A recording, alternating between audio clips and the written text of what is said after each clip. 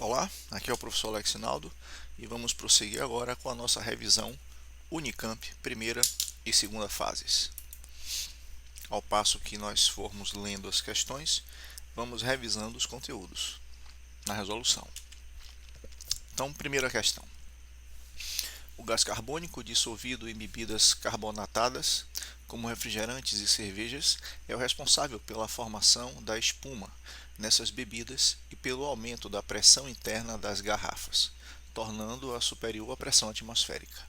O volume de gás no pescoço de uma garrafa com uma bebida carbonatada a 7 graus Celsius é igual a 24 mililitros e a pressão no interior da garrafa é de 2,8 vezes 10 a 5 pascals. Trate o gás do pescoço da garrafa como um gás perfeito. Considere que a constante universal dos gases é de aproximadamente 8 joules por mol Kelvin e que as temperaturas nas escalas Kelvin e Celsius relacionam-se na forma Kelvin igual a Celsius mais 273. O número de mols de gás no pescoço da garrafa é igual a... Bom, então, primeira coisa, a temperatura em Kelvin é igual à temperatura em Celsius mais 273. Então, nesse caso, vai ser igual a 7 mais 273. Então, nós teremos aí 280 kelvins. Bom, agora, aplicando a equação de estado de gases ideais, nós sabemos que pressão vezes volume é igual ao número de mols, constante universal dos gases, vezes a temperatura absoluta. Bom, a pressão, ele deu ali 2,8 vezes 10 a quinta. Lembre-se que Pascal já é sistema internacional, é Newton por metro quadrado. Ok? Então, você pode utilizar aqui 2,8 vezes 10 a quinta. Bom, o volume ele chama de 24 mililitros.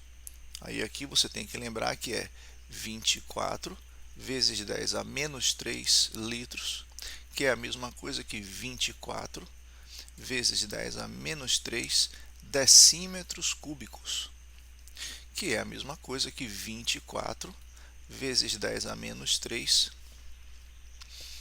vezes 10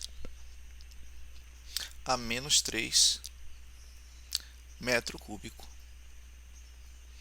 Então, fica 24 vezes 10 a menos 6 metro cúbico. Então, aqui, ó, 24 vezes 10 a menos 6. Do outro lado, o número de mols, N. O R, ele disse que é 8. Está lá na questão, né, o valor do R. Aqui, ó, 8. E a temperatura, que é 280, calculada já aqui em cima. Pronto. Então, o N vai ficar igual a 2,8 vezes 24 vezes 10 a menos 1 sobre 8 vezes 280. Então, isso daqui vai dar 0,03 vezes 10 a menos 1. Então, 3 vezes 10 a menos 2 vezes 10 a menos 1. Isso vai dar 3 vezes 10 a menos 3 mols. Ok? Então, 3 vezes 10 a menos 3, letra D. Próxima questão. Em 2019, foi divulgada a primeira imagem de um buraco negro, obtida pelo uso de vários telescópios, radiotelescópios.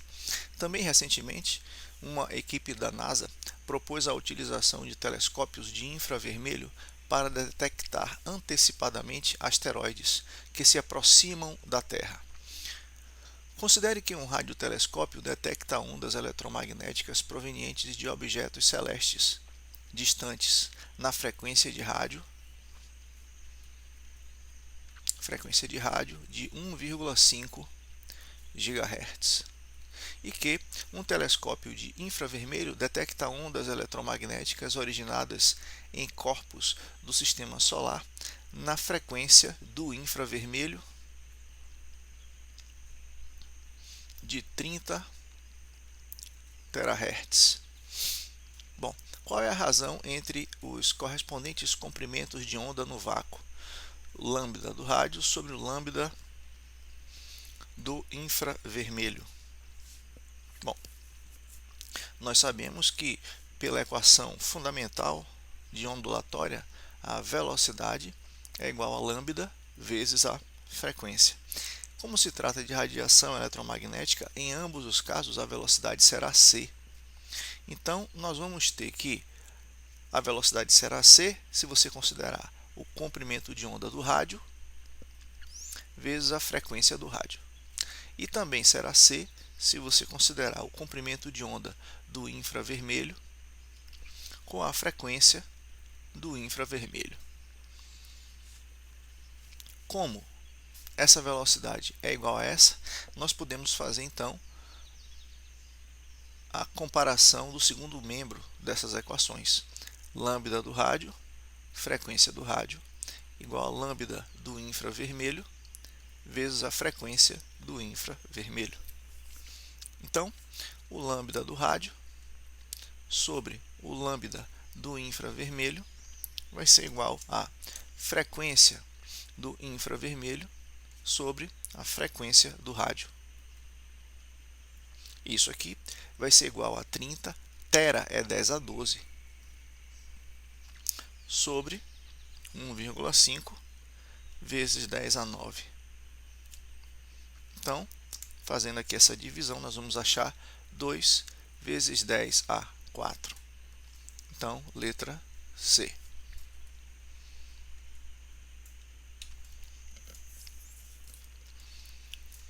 Na próxima questão, a depilação a laser é um procedimento de eliminação dos pelos que tem se tornado bastante popular na indústria de beleza e no mundo dos esportes.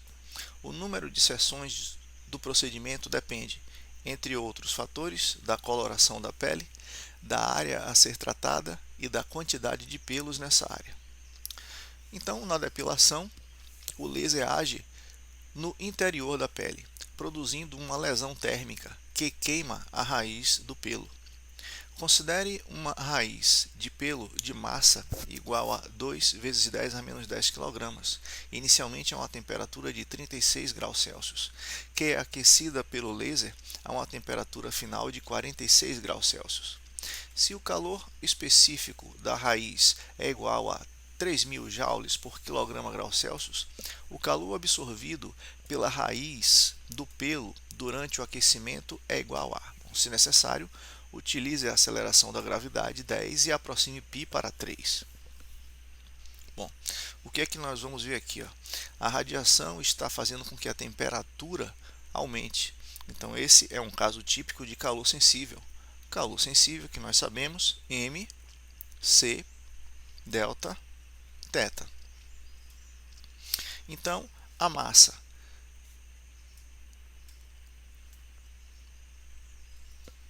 é de 2 vezes 10 a menos 10 kg, está aqui, ok?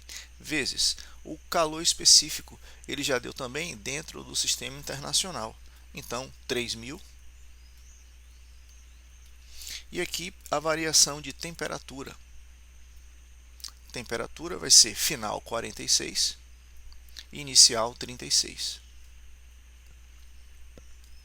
Então, resolvendo essa conta aqui, nós vamos achar um calor sensível transferido para a raiz do pelo de 6 vezes 10 a menos 6 joules. Então, letra A.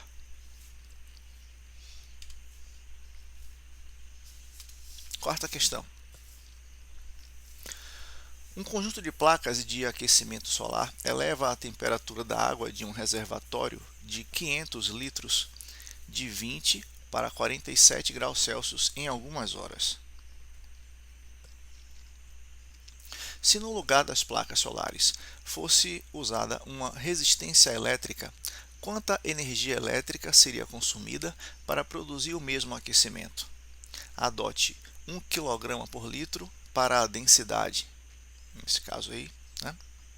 A densidade da água, e 4 kJ por quilograma graus Celsius para o calor específico da água. Além disso, use que 1 kWh vai ser igual a 3,6 vezes 10 a sexta joule. Então, vamos lá. Bem, a energia elétrica vai ser igual a que é transmitida via calor sensível, mc delta θ. Então, nesse caso, lembre-se que densidade é igual a massa sobre volume. Então, a densidade multiplicada pelo volume vai ser igual a massa, né? Então, aqui nós vamos, no lugar da massa, podemos substituir por densidade vezes volume, vezes calor específico, vezes a variação de temperatura. Bom, a densidade ele deu 1 kg por litro, para um total de 500 litros. Então já fizemos aqui uma conversão, deu 500 kg de água. Bom, então depois o calor específico ele já deu ali, ó, 4 kJ. Lembre-se que quilo é 10 a terceira. Então aqui, ó, 4 vezes 10 a terceira. E a temperatura 27, né? A variação de temperatura aqui, ó, 27. É só você pegar, ó, a variação de temperatura, 47 menos 20. Então, 27 aqui, ok? Graus Celsius. Então, já está aqui. Bom, então, resolvendo essa conta aqui, ó, a energia elétrica, que é igual ao calor sensível todo aí transferido, vai dar igual a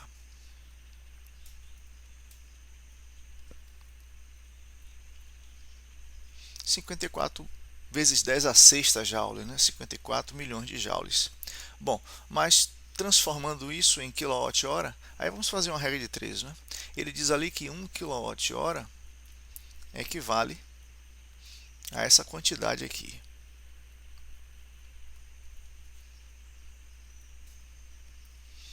R$ 3.600.000 joules. Nós temos aqui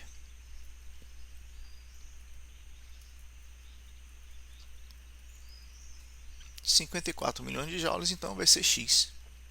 Então, resolvendo essa conta aqui, você vai achar que X vai dar igual a 15 kWh. Ok? Então, letra A. Questão número 5. Considere que, de forma simplificada, a resolução máxima de um microscópio óptico é igual ao comprimento de onda da luz incidente no objeto a ser observado. Observando a célula representada na figura abaixo e sabendo que o intervalo de frequências do espectro de luz visível está compreendido entre 4 vezes 10 a 14 Hz e 7,5 vezes 10 a 14 Hz, a menor estrutura celular que se poderia observar nesse microscópio de luz seria, então, se necessário, utilize velocidade da luz 3 vezes 10 oitava metros por segundo. Nesse caso, nós temos que lembrar da equação fundamental da ondulatória, V igual a lambda F. Lembrar que nesse caso trata-se da velocidade da luz, então C igual a lambda F. Então, lambda vai ser igual a C sobre F. Bom, então, o menor comprimento de onda corresponde à maior frequência, né? E o menor comprimento de onda também vai corresponder à menor estrutura que nós podemos ver. Então, nós vamos utilizar a maior frequência para isso, que é 7,5 vezes 10 a 14. Então, fica lambda igual a 3 vezes 10 a oitava sobre 7,5 vezes 10 a 14. Isso daqui vai dar 4 vezes 10 a menos 7 metros, que você pode também escrever assim, 400 vezes 10 a menos 9, e chamar isso de 400 nanômetros. Bom, então você poderia analisar as estruturas, e quem chega próximo dessa dimensão ali é o retículo endoplasmático, que tem 420 nanômetros. Então, é ele que pode ser visto com esse microscópio óptico, o retículo endoplasmático. Letra B. Lembre-se que visualização através de onda, ela se dá de uma melhor maneira quando o tamanho do objeto, a dimensão do objeto, tem aproximadamente o tamanho do comprimento de onda da luz que incide sobre ele. Vamos então agora para as questões de segunda fase, que são separadas em A e B para cada questão e são todas discursivas. Então, o controle da temperatura da água e de ambientes tem oferecido à sociedade uma grande gama de confortos muito bem-vindos. Como exemplo, podemos citar o controle da temperatura de ambientes fechados e o aquecimento da água usado para o banho. O sistema de refrigeração usado em grandes instalações, como centros comerciais, retira o calor do ambiente por meio de evaporação da água. Os instrumentos que executam esse processo são usualmente grandes torres de refrigeração vazadas por onde circula a água e que têm um grande ventilador no topo. A água é pulverizada na frente do fluxo de ar gerado pelo ventilador. Nesse processo, parte da água é evaporada, sem alterar a sua temperatura, absorvendo o calor da parcela de água que permaneceu líquida. Considere que 110 litros de água a 30 graus Celsius circulem por uma torre de refrigeração e que, desse volume, 2 litros sejam evaporados. Sabendo que o calor latente de vaporização da água é de 540 calorias por grama e que seu calor específico é 1 caloria por grama grau Celsius, qual é a temperatura final da parcela da água que não evaporou? Bom, então vamos lá, né? Primeiro, nós temos que a densidade da água é de 1 kg por litro. Um dado que a questão tem que fornecer. Então, daqui você já sabe que 2 litros, isso daqui vai ser, na verdade, 2 kg. Lembre que trabalhar com água é assim, né? 1 litro igual a 1 kg. 2 kg, então isso daqui vai dar uma massa que eu vou chamar de M1 de 2 vezes 10 a terceira grama. Massa M1, que é a massa dessa quantidade aqui de água que evaporou. Tá? Bom, a massa M2, a da água que não evaporou, então, você vai ter que construir assim, ó. O total são 110 litros. Então, isso daqui equivale a 110 quilogramas. Ok? Então, nós vamos ter que pegar aqui, ó, 110 quilogramas menos 2 quilogramas. Menos esse 2 daqui. A quantidade total, menos a que evaporou, vai dar, então, 108 quilogramas. Né? Que é igual a 108 vezes 10 a terceira grama. Estou colocando em grama por quê? Por causa da grama que tem aqui, ó, no calor latente de fusão e no calor específico. Ok? Então, por isso, para encaixar tudo na fórmula ali. Bom, nós sabemos que a água que evapora, ela retira calor do restante da água, que esfria. Então, nós vamos ter aqui o seguinte, ó, a quantidade de calor 1 mais a quantidade de calor 2 vai dar 0. Calor fornecido mais calor cedido tem que dar igual a 0. Então, vamos lá. Aqui vai ficar M1 vezes L, a quantidade que evaporou, mais M2 C delta θ, a quantidade que resfriou. Trazendo agora para cá em números, vamos lá. O volume é de 2 litros ou 2 kg ou 2 vezes 10 a terceira grama.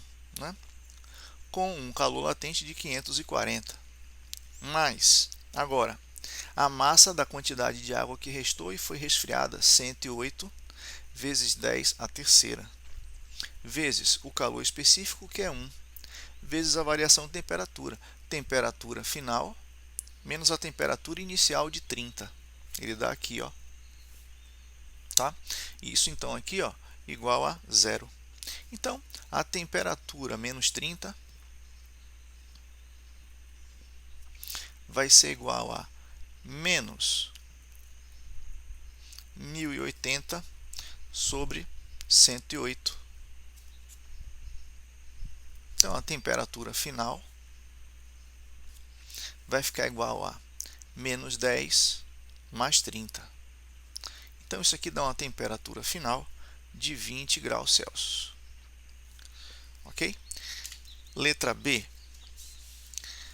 A maioria dos chuveiros no Brasil aquece a água do banho por meio de uma resistência elétrica.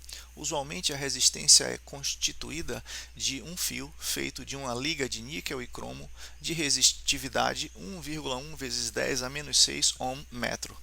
Considere um chuveiro que funciona com tensão de 220 volts e potência de 5.500 watts. Se a área da seção transversal do fio da liga for de 2,5 vezes 10 a menos 7 metros quadrados, qual é o comprimento do fio da resistência? Bom, então, nós já temos aqui todos os elementos dados da expressão da potência dissipada. Então, vamos lá, ó.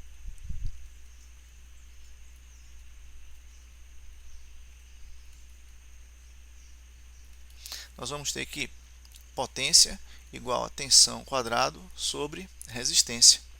Então, a resistência vai ser igual a tensão ao quadrado sobre potência. A tensão vai ser 220 ao quadrado e a potência 5.500. Então, fazendo essa conta aqui, nós vamos achar uma resistência de 8,8 ohms.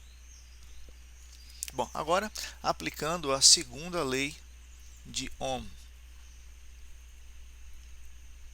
Pela segunda lei de Ohm, resistência é igual a ρ vezes L sobre área.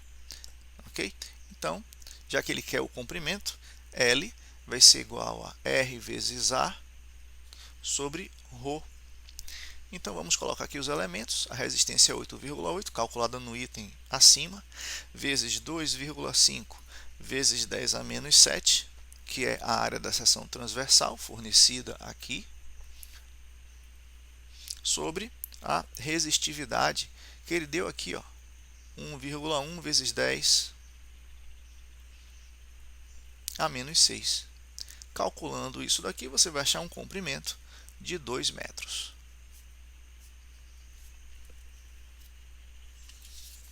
Segunda questão.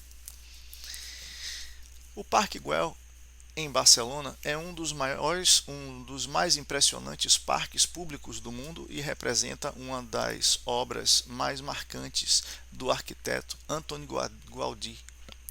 Em sua obra, Gaudí utilizou um número imenso de azulejos coloridos. Considere que no Parque Güell existe um número de 2 milhões de azulejos cujas faces estão perfeitamente perpendiculares à direção da radiação solar quando o Sol está a pino na cidade de Barcelona. Nessa situação, a intensidade da radiação solar no local é de 1.200 watts por metro quadrado. Estime a área de um azulejo. Então, primeira coisa é uma estimativa, tipicamente presente nas casas. E, a partir da área total dos N azulejos, calcule a energia solar que incide sobre esses azulejos durante um tempo de 1 minuto ou 60 segundos. Bom, então, vamos lá, né? Primeiro, uma estimativa. Um azulejo típico, nós vamos considerar que ele tem um lado de aproximadamente 15 centímetros. Então, isso vai nos dar uma área de 15 vezes 15, 225 centímetros quadrados. Então, Isso daqui, ó, vai nos dar 225 vezes 10 a menos 4 metro quadrado, né? Fazendo aí a conversão da área para metro quadrado. Bom, outra coisa que você tem que lembrar, que intensidade é igual a potência sobre área. Mas nesse caso, a área total.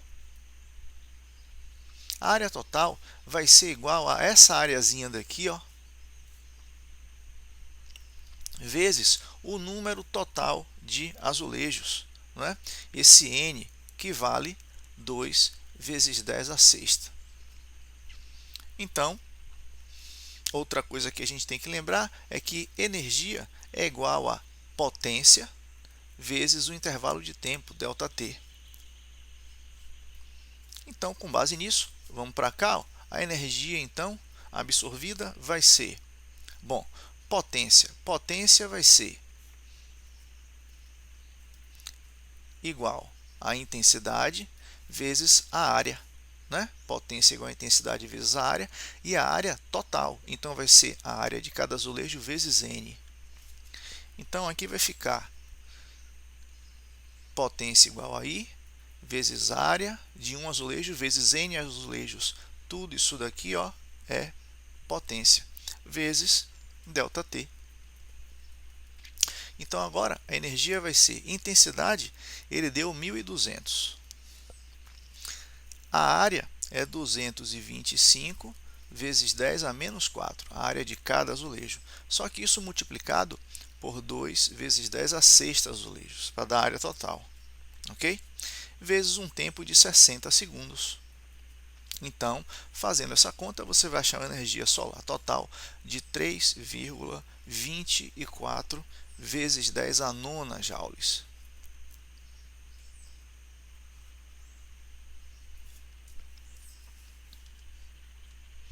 Na letra B, uma das esculturas mais emblemáticas do Parque Güell tem a forma de um réptil multicolorido conhecido como El Drac, que se converteu em um dos símbolos da cidade de Barcelona. Considere que a escultura absorva, em um dia ensolarado, uma quantidade de calor de 3.500 kJ. Considerando que a massa da escultura é de 500 kg e seu calor específico é de 700 joules por kg Kelvin, calcule a variação de temperatura sofrida pela escultura, desprezando as perdas de calor para o ambiente. Bom, então, nesse caso, trata-se de simplesmente a absorção de calor sensível produzindo mudança de temperatura. Então, nós temos, ele quer saber a variação de temperatura, o calor ali ele deu de 3.500 kJ, né? Então é 3.500 vezes 10 a terceira joules. Veja que isso é necessário porque o calor específico está em joules aqui, ó, tá? Pronto. O restante, então, Q é igual a mc delta θ. Então, a variação de temperatura, delta θ, é igual a Q sobre mc. Então, vai ficar igual a 3.500 vezes 10 a terceira sobre a massa, que é de 500, está aqui, ó, tá? Vezes o calor específico, que ele deu aqui, ó, 700. Então, fazendo essa conta aqui, você vai achar uma variação de temperatura de 10 kelvins. Ó, vai sair em Kelvin aqui por causa da temperatura grudada aqui no calor específico. Uma variação de 10 kelvins também equivale a uma variação de 10 graus Celsius. Veja, isso aqui é variação. E lembre-se que essas duas escalas, elas são centígradas. Então, uma variação de 10 kelvins também equivale a uma variação de 10 graus Celsius. Tudo bem? Terceira questão. Os reguladores de pressão são acessórios de segurança fundamentais para produzir a pressão de gases no interior dos cilindros até que se atinja sua pressão de utilização. Cada tipo de gás possui um regulador específico. Tipicamente, gases podem ser armazenados em cilindros a uma pressão interna de 2 vezes 10 a 7 pascals e ser utilizados como uma pressão de saída do regulador de 1,6 vezes 10 a 7 pascals. Considere um gás ideal mantido em recipiente fechado a uma temperatura inicial de 300 Kelvin. Calcule a temperatura final T1 do gás se ele for submetido isovolumetricamente à variação de pressão dada acima. Bom, então, nós vamos ter que aplicar a lei geral dos gases para uma transformação isovolumétrica. Lembre que nós temos assim, ó, pressão, volume sobre temperatura iniciais igual a pressão, volume sobre temperatura finais. Já que se trata de gás ideal, é possível fazer isso, mas é isovolumétrica, então os volumes inicial e final continuam igual, que é o volume do interior do cilindro. Então, você vai ter apenas pressão inicial sobre temperatura inicial igual a pressão final sobre temperatura final. Então, a temperatura final, que é a que ele quer, vai ser calculada assim: pressão final vezes temperatura inicial sobre a pressão. Cadê aqui? Fazendo aqui inicial. Pronto. Então, aqui nós vamos substituir, vai ficar 1,6 vezes 10 a 7, que é a pressão final, né? Ele deu aqui, ó, vezes a temperatura inicial, inicialmente aqui 300 Kelvin, sobre a pressão inicial. A pressão inicial ele deu aqui, ó, 2 vezes 10 a 7, tá? Então, essa é a conta, vai cortar esse cara com esse aqui. Resolvendo isso, você vai achar uma temperatura final de 240 Kelvin. Claro, né? Ele esfriou. Houve um rebaixamento da sua pressão no interior do cilindro, então ele sofre uma redução de temperatura. Isso isovolumetricamente. No próximo item, bom, quando os gases saem dos reguladores para o circuito de utilização, é comum que o fluxo do gás, definido como sendo o volume do gás que atravessa a tubulação por unidade de tempo. Então, fluxo é a mesma coisa que vazão, né? E vazão, vamos chamar de Z, ele é volume sobre tempo, ΔT, sobre intervalo de tempo, tudo bem? Então, seja monitorado através de um instrumento denominado fluxômetro. Considere um tanque cilíndrico com uma área de base, então aqui está a área, 2 metros quadrados, que se encontra inicialmente vazio e que será preenchido com gás nitrogênio. Durante o preenchimento, o fluxo de gás que entra no tanque é medido pela posição da esfera sólida preta do fluxômetro, como ilustrado na figura ao lado aqui no caso, né? Então veja que ele está medindo aqui, ó, entre 20 e 30. Então ele está com uma medida aqui de 25.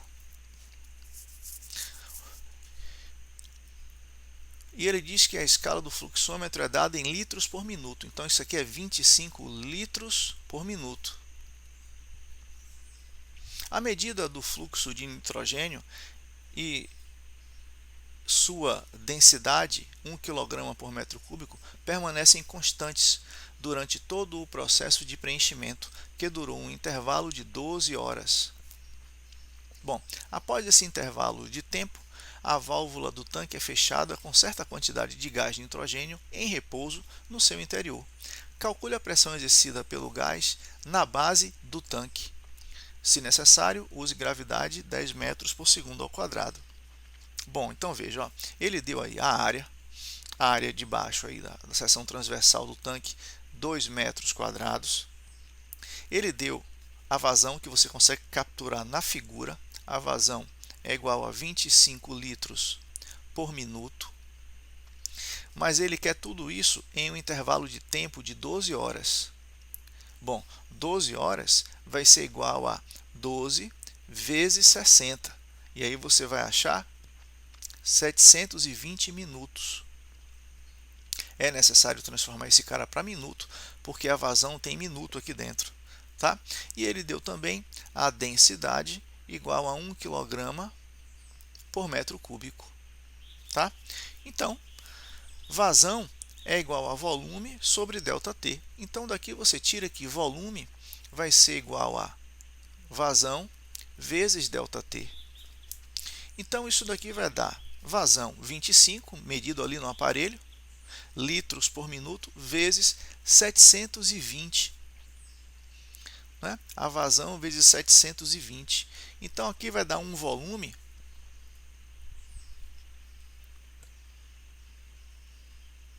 de 18.000 litros. E pela densidade, 1 kg ocupa 1 metro cúbico. Né? Então, 18.000 litros, aqui nós vamos ter 18 metros cúbicos. Tudo bem? Então, agora, vamos lá.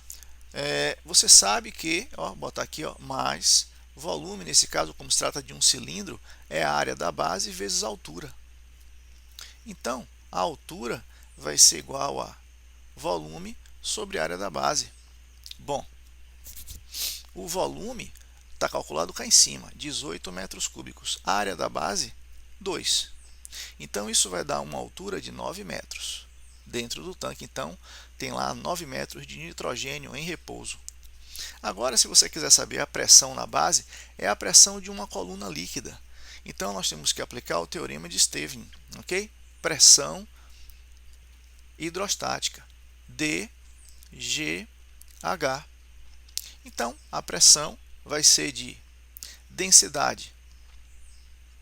Ele deu 1, gravidade 10 e a altura calculada da coluna líquida 9. Então, isso dá uma pressão de 90 pascals.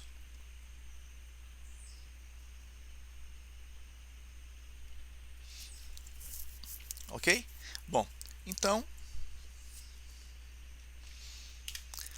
quarta questão. O primeiro trecho do monotrilho de São Paulo, entre as estações Vila Prudente e Oratório, foi inaugurado em agosto de 2014. Uma das vantagens do trem utilizado em São Paulo é que cada carro é feito de ligas de alumínio, mais leve que o aço, o que, ao lado de um motor mais eficiente, permite ao trem atingir uma velocidade de 80 km por hora.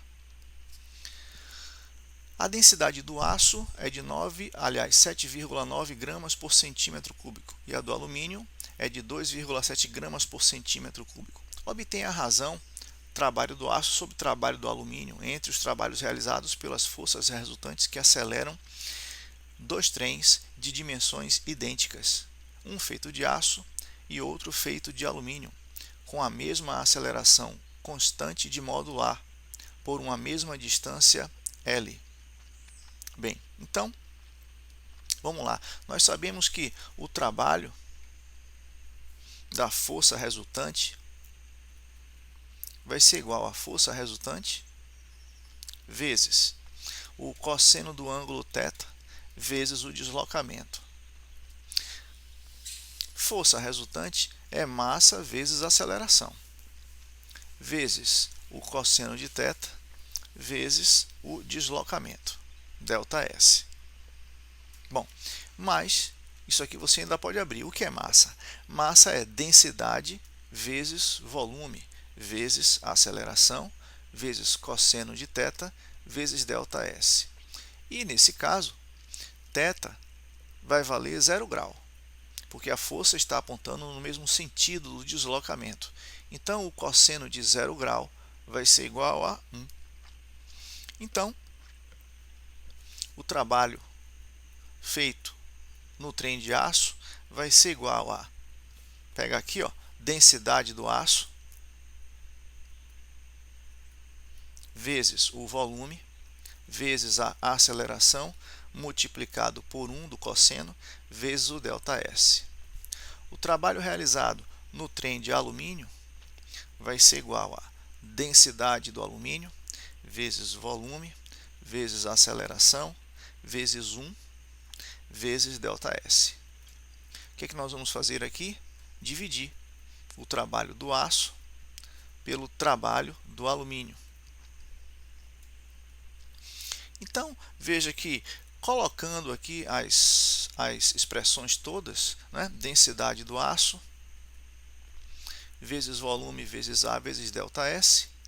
Do outro lado, densidade do alumínio vezes volume vezes A vezes ΔS. Você vai ter que cortar aqui, ó, porque os trens têm dimensões idênticas, né? Estão aí sofrendo uma mesma aceleração e deslocaram o mesmo ΔS. Então, vai ser apenas a razão das densidades.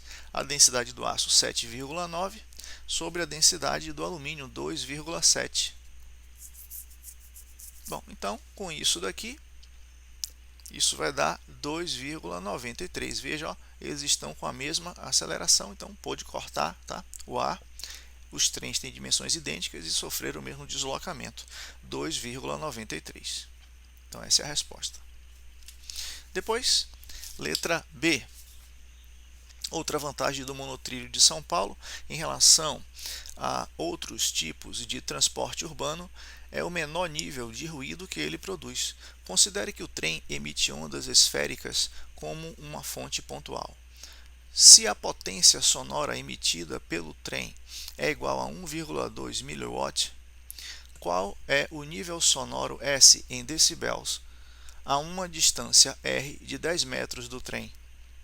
O nível sonoro S em decibéis é dado pela expressão S igual a 10 dB log na base 10 de I sobre 0, em que I é a intensidade da onda sonora e I0, 10 a menos 12 watts por metro quadrado, é a intensidade de referência padrão correspondente ao limiar da audição do ouvido humano.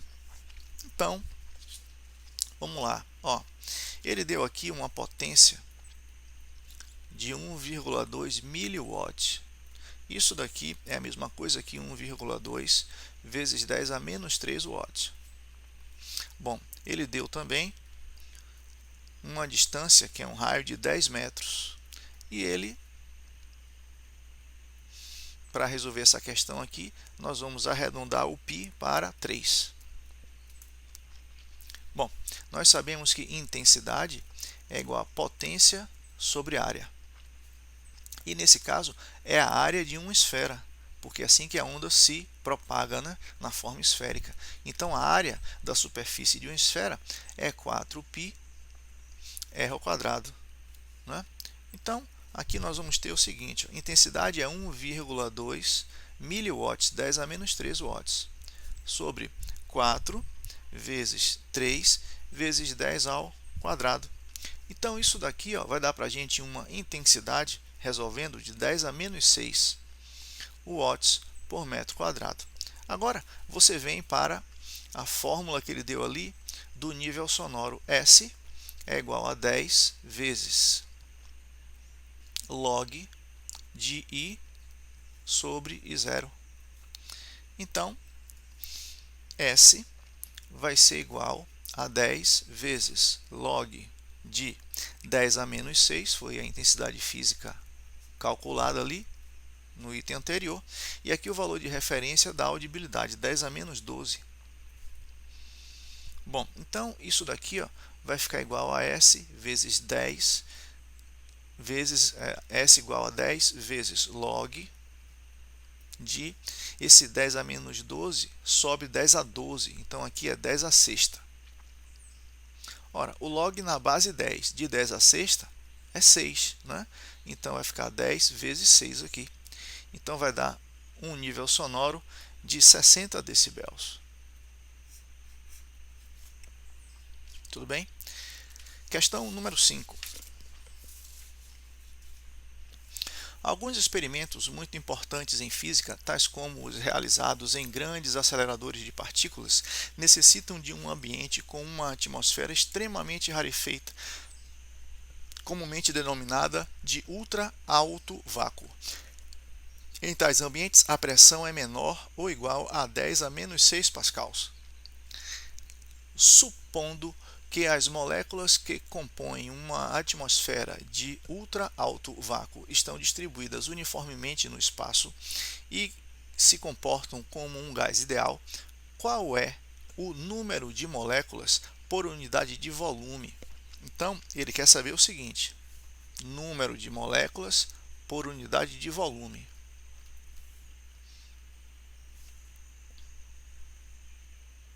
Em uma atmosfera cuja pressão é de 3,2 vezes 10 a menos 8 pascals, a temperatura ambiente 300 Kelvin. Se necessário, use o número de Avogadro, 6 vezes 10 a 23, e a constante universal dos gases ideais, 8 joules por mol Kelvin.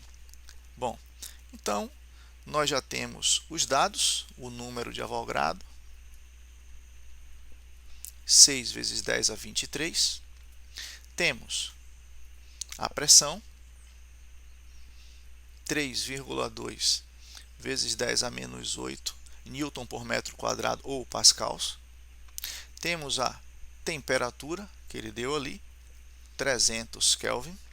E temos a constante universal dos gases ideais, 8 joules por mol Kelvin. Ok? Bom, o que é que acontece? Sendo N minúsculo o número de mols, o número de partículas N maiúsculo vai ser dado assim, ó. O número de partículas é o número de mols vezes o número de Avogadro. Ok? Então, o número de mols é o número total de partículas pelo número de Avogadro. Agora, você pode aplicar a equação de Clapeyron, né, que diz que nRT igual a PV. Mas quem é esse N? Esse Nzinho daqui é o número total de partículas sobre o número de Avogadro, vezes RT igual a PV. Então, já que ele quer o número total de partículas por unidade de volume, né, então eu vou isolar, eu vou trazer esse V para cá para baixo e vou trazer esse NA lá para cima. Aí vai ficar assim, ó, N sobre V para encontrar o que ele quer, né? Do outro lado vai ficar NA vezes P, e aqui embaixo, ó, esse RT que está aqui vai descer para cá, ó, R vezes T, né? Então N sobre V vai ser igual ao número de Avogadro, 6 vezes 10 a 23, vezes a pressão, 3,2 vezes 10 a menos 8, sobre R, que é 8, e a temperatura 300. Então, fazendo essa conta aqui, ó, o número de moléculas por unidade de volume vai dar igual a 8 vezes 10 a 12 moléculas por metro cúbico. Tudo bem? Questão número 5, letra B. Sabe-se que a pressão atmosférica, aliás, vamos ler lá em cima primeiro, alguns experimentos muito importantes da física, tais como os realizados em grandes aceleradores de partículas, necessitam de um ambiente com atmosfera extremamente rarefeita. Nós já vimos isso, ele diz aí 10 a menos 6 pascal. Então, sabe-se que a pressão atmosférica diminui com a altitude, de tal forma que a centenas de quilômetros de altitude, ela se aproxima do vácuo absoluto. Por outro lado, pressões acima da encontrada na superfície terrestre podem ser atingidas facilmente em uma submersão aquática. Calcule a razão P sub sobre P nave entre as pressões que devem suportar a carcaça de uma nave espacial, P nave, a centenas de quilômetros de altitude, e ele já disse lá no texto, né, que a centenas de quilômetros de altitude, isso daqui é praticamente vácuo, então eu vou considerar que é uma pressão igual a zero. Tá? E a do submarino, P sub, a 100 metros de profundidade, supondo que o interior de ambos os veículos se encontra a pressão de 1 atm. Considere a densidade da água 1000 kg por metro cúbico. Bom, então, vamos lá. O que é que nós temos aqui no submarino? A pressão que deve ser suportada pelas paredes do submarino vai ser o módulo da diferença, né, entre a pressão externa com a pressão interna. Então, a pressão externa ela vai ser dada assim. É a pressão atmosférica mais densidade, gravidade, profundidade. O teorema de Stevens, né? Isso daqui tudo é a pressão externa no submarino, menos a pressão interna, que é a pressão ATM.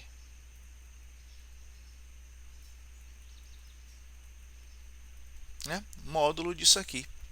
Então, isso daqui vai dar simplesmente densidade, gravidade, profundidade. Então, isso daqui vai dar 10 à terceira, densidade, gravidade 10, profundidade 100. Então, nós podemos dizer que isso vai dar 10 vezes 10 à quinta pascals. Ok? Pronto. Agora, vamos para a nave. A pressão na nave. Também vamos calcular o módulo aqui, ó, da pressão externa menos a interna. Como a pressão interna é maior, eu vou botar a pressão interna aqui na frente. Pressão interna menos a pressão externa na nave. Tá? Bom, a pressão interna é a pressão atmosférica. E a pressão externa é zero. Então, a pressão que vai ter que suportar essa parede aí é de simplesmente 1 atm, uma atmosfera, que é igual a 10 à quinta pascals. Bom, mas ele quer que você faça a pressão que suporta a parede do submarino sobre a pressão que suporta a parede da nave. Então aqui a gente vai ter 10 vezes 10 à quinta sobre 10 à quinta. Então isso vai dar 10. Ok? Então a pressão que suporta a parede do submarino tem que ser igual a 10 vezes a pressão suportada pela nave.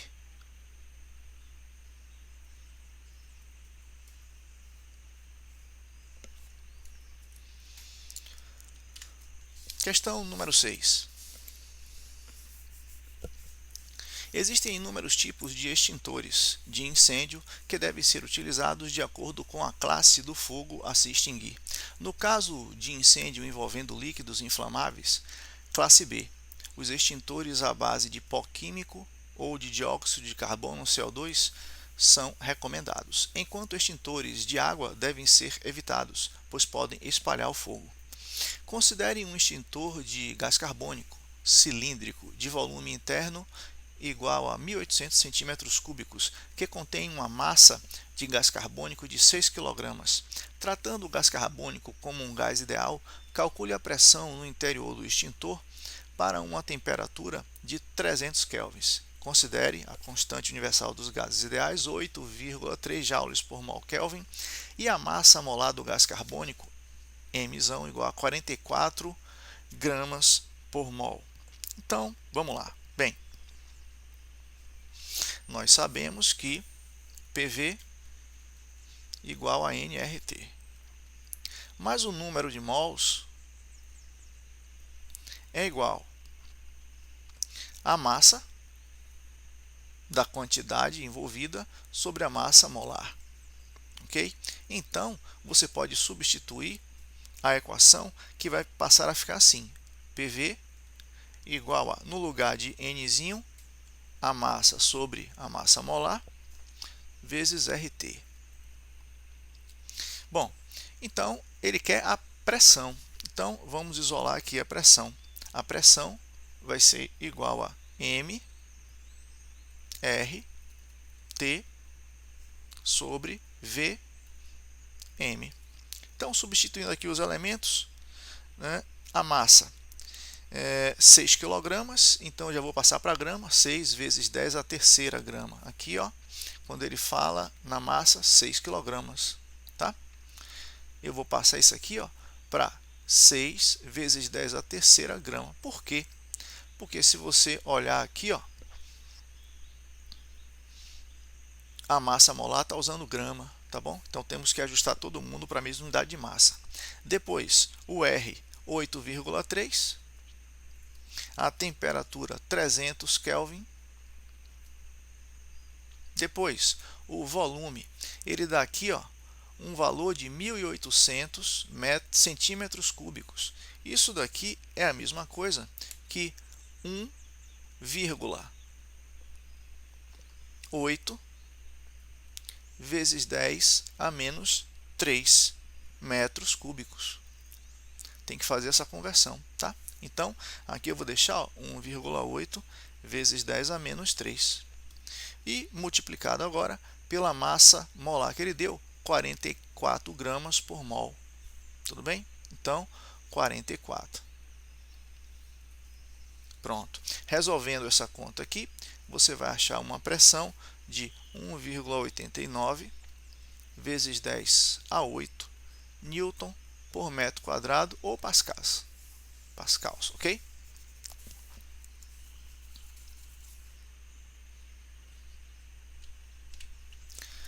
Sexta questão, letra B. Existem inúmeros tipos de extintores de incêndio que devem ser utilizados de acordo com a classe do fogo a se extinguir. Então vamos lá, letra B. Suponha que um extintor de gás carbônico, similar ao do item A, completamente carregado, isolado e inicialmente em repouso, lance um jato de gás carbônico de massa igual a 50 gramas com velocidade de 20 metros por segundo. Estime a massa total do extintor, mais uma solicitação de estimativa, e calcule a sua velocidade de recuo provocada pelo lançamento do gás. Despreze a variação da massa total do cilindro decorrente do lançamento do jato. Então, estimando a massa total do extintor, eu vou dizer que a massa dele é de 10 kg. Ok? Então, eu vou estimar aqui 10.000 gramas de massa. Bom, nós temos a massa M de 50 gramas, da quantidade que foi expelida, a uma velocidade de 20 metros por segundo. Bom, como se trata de um sistema mecanicamente isolado, nesse caso, deve ocorrer a conservação da quantidade de movimento, ou do momento linear. O que é que isso daqui significa? Que a massa total do extintor vezes a velocidade de recuo dele tem que ser igual à massa do gás expelido vezes a velocidade dele. Se você somar as duas, tem que dar zero, né? São vetores, vamos dizer assim, opostos. Então a gente sabe o seguinte, o extintor representado por essa bolinha grande aqui, vai ter uma velocidade pequenininha. Velocidade pequenininha, massa grandona. Enquanto que a quantidade que foi expelida de gás tem uma massa pequenininha, mas vai ter uma velocidade grandona. Isso é conservação do momento linear, né? M vezes V tem que dar igual a M vezes esse V de cá. Então, substituindo aí os valores, essa velocidade vai ser mv sobre M. Então, essa velocidade vai dar 50 gramas vezes a velocidade de 20 metros por segundo e aqui embaixo 10.000 gramas, né? 10 quilogramas a gente estimou, foi uma estimativa, tá? Então, fazendo essa conta aqui, você acha 0,1 metros por segundo. Realmente, né, o corpo que tem maior massa tem que ter uma velocidade bem menor, 0,1. Questão número 7. Segundo as especificações de um fabricante, um forno de micro-ondas necessita para funcionar de uma potência de entrada de 1.400 watts, dos quais 50% são totalmente utilizados no aquecimento dos alimentos. Calcule o tempo necessário para elevar em 20 graus Celsius a temperatura de 100 gramas de água. O calor específico da água é de 4,2 joules por grau Celsius. Bom, então vamos lá. A potência total que ele deu aí foi de 1.400 watts, mas ele disse que a potência útil é apenas 50%, 0,5 da potência total. Então, vai ser 0,5 vezes 1.400. Então, nós vamos ter uma potência útil de 700 watts. Pronto. Por outro lado, você sabe que potência é o que? Quantidade de calor sobre delta tempo, né? Energia sobre tempo é potência. Então, o intervalo de tempo vai ser dado pela quantidade de calor sobre a potência útil. E a quantidade de calor aqui é para mudar a temperatura, então é calor sensível, M, C, delta θ, sobre a potência útil. Colocando aqui os elementos, a massa é 100, calor específico 4,2, variação de temperatura 20, sobre uma potência de 700. Então, resolvendo essa conta, nós vamos achar um intervalo de tempo de 12 segundos. Sétima questão, letra B. A figura abaixo mostra o esquema de um forno de micro-ondas com 30 centímetros de distância entre duas de suas paredes internas paralelas, assim como uma representação simplificada de certo padrão de ondas estacionárias em seu interior. Considere a velocidade das ondas no interior do forno igual a 3 vezes 10 oitava metros por segundo e calcule a frequência f das ondas que formam o padrão representado na figura. Ora, uma onda completa, ela vai daqui até aqui. Então, daqui até aqui, onde você pega uma crista e um vale, nós temos uma onda lambda. Então, veja que nós temos mais outro comprimento de onda daqui para cá, enquanto que daqui para cá temos apenas metade. Então, nós temos 2 lambdas e meio. Então, nós temos que nesse tamanho L cabem 2,5 lambdas. Ok? Então, lambda vai ser igual a L sobre 2,5, que é igual a 30 sobre 2,5. Então, isso vai dar um comprimento de onda de 12 centímetros. Vamos converter isso aqui, botar 12 vezes 10 a menos 2 metros. Por quê? Porque a velocidade está usando o metro. Ok? Então, agora vamos para a equação geral da ondulatória. V igual a lambda F. Bom, então, a frequência vai ser igual a V sobre lambda. A velocidade é a velocidade da luz, 3 vezes 10 oitava. E o comprimento de onda, nós acabamos de achar aqui 12 vezes 10 a menos 2. Pronto, então fazendo isso daqui vai dar uma frequência de 0,25 vezes 10 a décima, que é a mesma coisa que 2,5 vezes 10 a nona Hz. Ok? Você poderia também chamar de 2,5 GHz.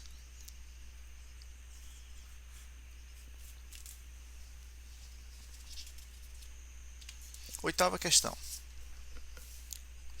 O sistema de imagens Street View disponível na internet permite a visualização de vários lugares do mundo através de fotografias de alta definição, tomadas em 360 graus ao nível da rua. Em uma câmera fotográfica tradicional, como a representada na figura abaixo, a imagem é gravada em um filme fotográfico para posterior revelação. A posição da lente é ajustada de modo a produzir a imagem no filme colocado na parte posterior da câmera. Considere uma câmera para a qual um objeto muito distante fornece uma imagem pontual do filme em uma posição P' igual a 5 centímetros. Olha só o que ele diz. A imagem foi formada a 5 centímetros de um objeto muito distante. Quando se fala em óptica objeto muito distante, significa dizer que ele está no infinito. Ok? O objeto é então colocado mais perto da câmera em uma posição P igual a 100 centímetros. e a distância entre a lente e o filme é ajustada até que uma imagem nítida, real, invertida se forme no filme. Então já sabe, né? Invertida é uma imagem real, aquela que pode ser projetada no filme, conforme está aqui, ó, conforme mostra a figura. Obtém a variação da posição da imagem P' decorrente da troca da posição do objeto. Então, primeira coisa, ó, essa lente aqui é uma lente convergente, do tipo biconvexa, né? Para um objeto muito distante, nós chamamos de objeto impróprio, a imagem forma-se no foco. Então você tem que lembrar isso. Então, na primeira situação que ele diz aí, o foco dessa lente é igual àquele P' que está ali, que é igual a 5 centímetros. Né? Quando o objeto está no infinito, a imagem para uma lente convergente ela é trazida para o foco. Então, nós temos 5 centímetros, é o próprio foco. Agora, para a nova situação, onde é que você vai determinar o novo valor da imagem? Eu vou chamar de P'. Então, vai ficar assim, ó. Aqui ó, é a primeira situação. E agora, na segunda situação, nós vamos ter o seguinte: 1 sobre F é igual a 1 sobre P mais 1 sobre P'. Tá? Então, 1 sobre 5, o foco foi extraído da primeira situação, é igual a 1 sobre P, posição do objeto, que ele disse aqui, ó, 100. Né? Posição P. Então, 100. Mais 1 sobre P'. Então, 1 sobre P' vai ser igual a 20 menos 1 sobre 100. Isso daqui vai dar 19 sobre 100. Então, esse é o valor de P'. Vai ser 100 sobre 19 centímetros. Ok? Então, a variação na posição da imagem, né, o delta P' vai ser P' menos P'. Isso daqui vai ser igual a 100 sobre 19 menos 5, que é a primeira posição. Né? Isso daqui vai dar igual a 100 menos 95 sobre 19. Então, P' menos P', que é a variação aí da imagem, né? O deslocamento da imagem, vai dar 5 sobre 19 centímetros.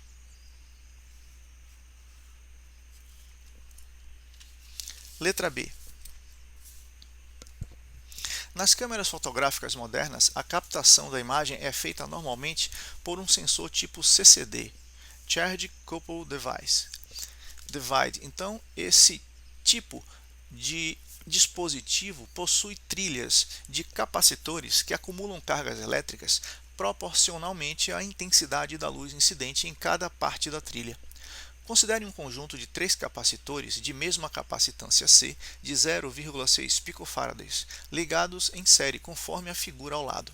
Se o conjunto de capacitores é submetido a uma diferença de potencial de 5 volts, qual é a carga elétrica acumulada no final do conjunto?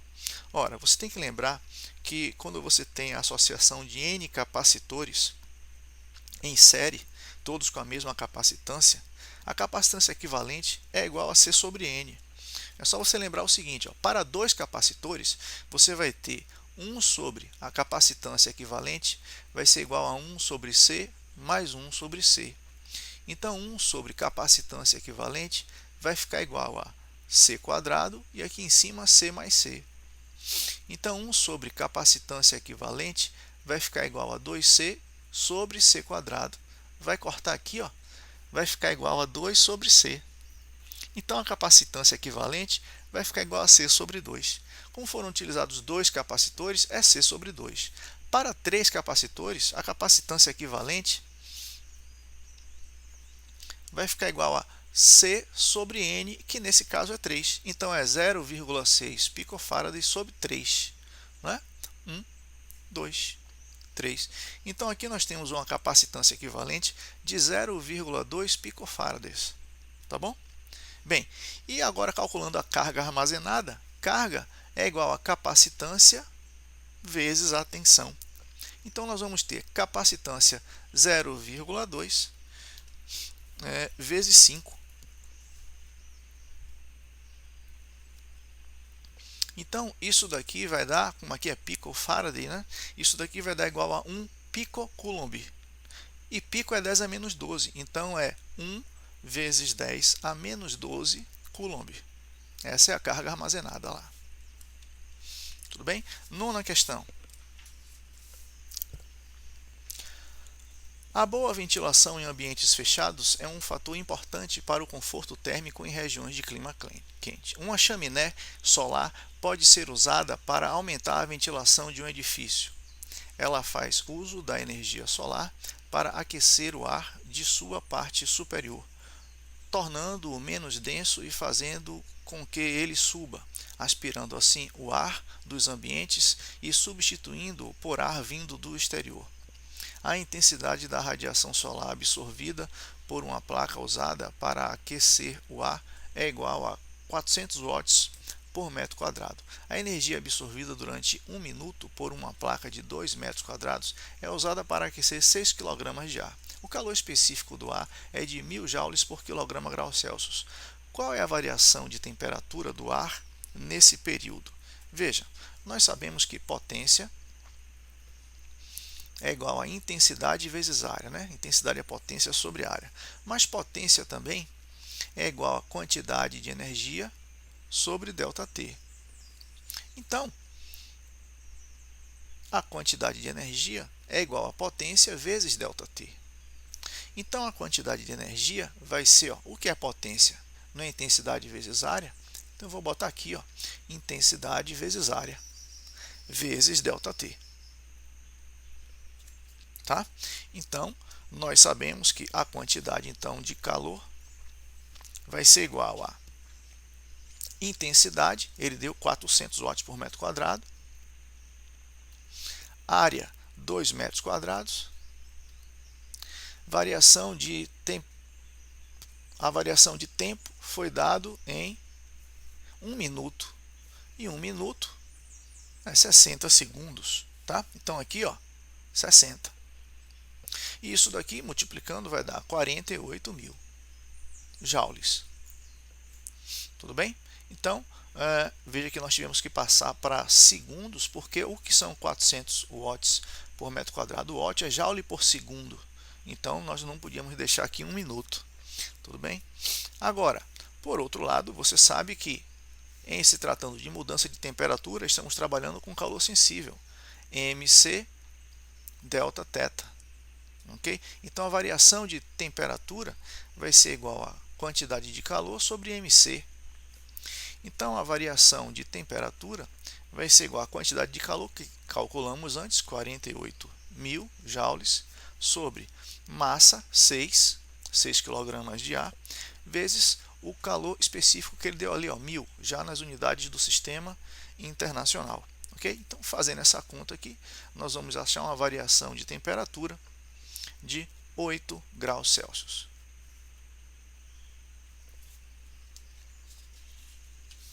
Nona questão, letra B. A densidade do ar é de 290, ou melhor, a temperatura do ar é de 290 kelvins. Né? O texto está errado aí, 290 kelvins. Aliás, ele diz assim, a densidade do ar a uma temperatura de 290 kelvins é de 1,2 kg por metro cúbico. Pronto. Então, adotando-se um número fixo de moles de ar mantido a pressão constante, então veja a transformação a pressão constante, transformação isobárica, calcule a sua densidade para a temperatura de 300 Kelvin. Considere o ar como um gás ideal. Bom, então veja, como se trata de uma mudança à pressão constante, você vai ter apenas o seguinte, V1 sobre T1 igual a V2 sobre T2. A pressão que ficaria aqui em cima não aparece porque ela vai ser cortada. Tá? Por outro lado, você sabe que densidade é igual a massa sobre volume. Então, volume é igual a massa sobre densidade. Então aqui, ó, no lugar onde tem volume, você pode substituir volume por massa sobre densidade, né? E aqui, ó, densidade D1. Tudo isso vezes 1 sobre T1. Do outro lado, onde tem V2, a mesma coisa, ó, massa sobre, agora a densidade D2, vezes 1 sobre T2. Trata-se da mesma quantidade, da mesma massa na transformação, né? Então, aqui, se você quiser saber a densidade D2 vai ficar igual a densidade D1 vezes a temperatura T1 sobre a temperatura T2. Então, aqui, ó, a densidade D1 vai ficar 1,2, ele deu aqui, ó, quilograma por metro cúbico, né? Vezes a temperatura T1, que é 290, sobre a temperatura T2, que é 300. Tá? Então, a densidade D2, resolvendo essa conta aqui, vai ficar igual a 1,16 kg por metro cúbico.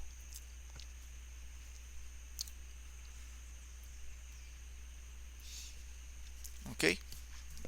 Então, 10ª questão.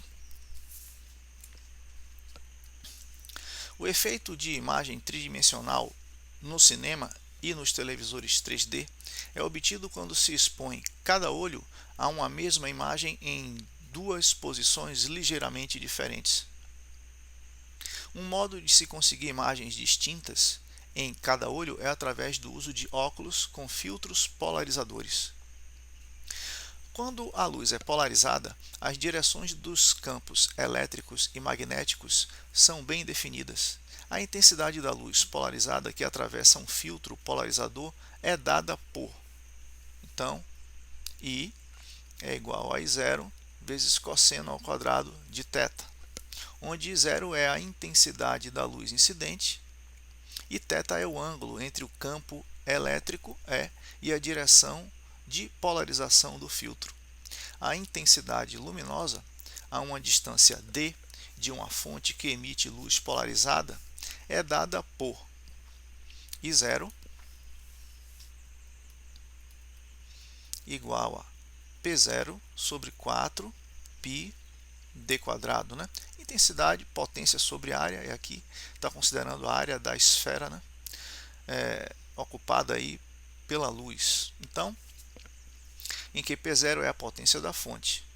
E ele diz aqui que P0 é de 24 watts. Calcule a intensidade luminosa que atravessa um polarizador que se encontra a uma distância de 2 metros e ele deu aqui um ângulo de 60 graus. Bom, então,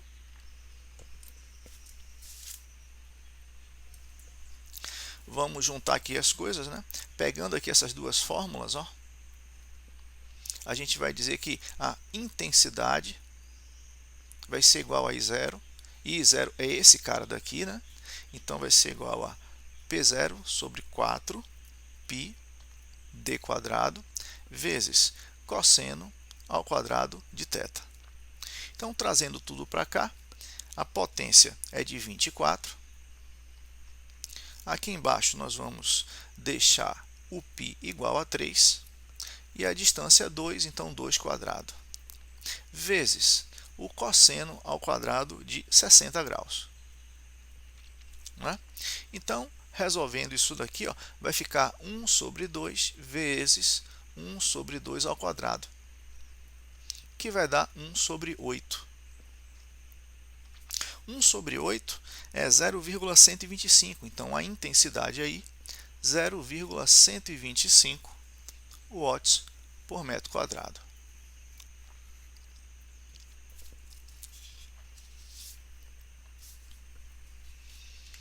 E para finalizar, a 10ª questão, letra B. Uma maneira de polarizar a luz é por reflexão. Quando uma luz não polarizada incide na interface entre dois meios de índices de refração diferentes, com o ângulo de incidência θb, conhecido como ângulo de Brewster, a luz refletida é polarizada, como mostra a figura abaixo. Nessas condições, θB mais θr dá 90 graus, em que θr é o ângulo do raio refratado, sendo N1 igual a 1 o índice de refração do meio 1 e θB igual a 60 graus. Calcule o índice de refração do meio 2. Então, ó, N1 aqui, ó, é igual a 1. Ele quer saber o valor de N2. Bom, ele deu que o ângulo é de 60 graus. Esse aqui, o de incidência. Né? Mas ele deu também que para ver esta polarização, chamada polarização de Brewster, a soma de θB mais θr tem que ser igual a 90 graus. Bom, então 60 mais θr igual a 90 graus. Então θr vai ser igual a 30 graus. Ok? Agora é só aplicar a lei de Snell, que diz que N1 vezes seno de θB igual a N2 vezes seno de θr. Tá? Então, índice de refração do meio 1 é 1. Índice de refração, ou melhor, seno de θB, veja que θB é 60, que é o seno de 60. Do outro lado, N2 é o que você quer calcular. E aqui é o seno de θr, é o seno de 30. Então aqui vai ficar 1 vezes seno de 60 é raiz de 3 sobre 2. Do outro lado vai ficar N2. E aqui o seno de 30 que é meio. Né? Então, vamos cortar esse cara com esse aqui, ó, e aí nós vamos achar o índice de refração do meio 2 igual a raiz de 3. Tudo bem? Então é isso. Obrigado. Esse é o fim da nossa revisão aí de Unicamp, primeira e segunda fase. Obrigado e boa sorte na prova.